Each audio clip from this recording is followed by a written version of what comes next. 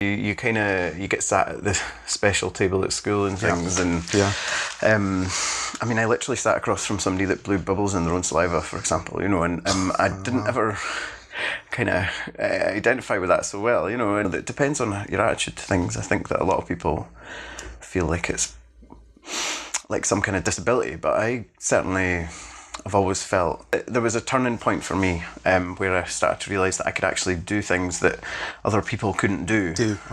Because of this condition, if you like, and but that in turn it really helps for photography. You know, you can. I mean, for me, I feel like I can perceive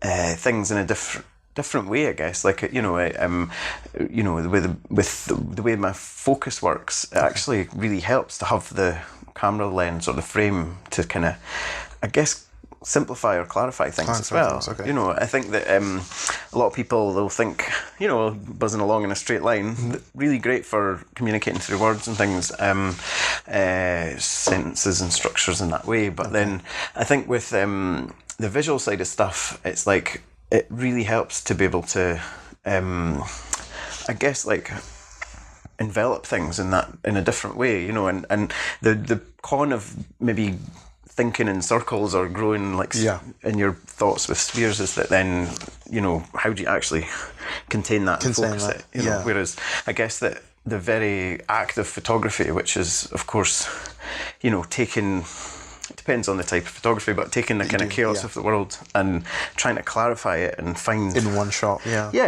couple of shots, meaning through it, and like. Do you find that when you're doing a shoot, for example, do you find that you've already visualized everything from like beginning, middle to end, or like end, middle, and then beginning, depending on how you? Yeah, it's funny because I think it totally.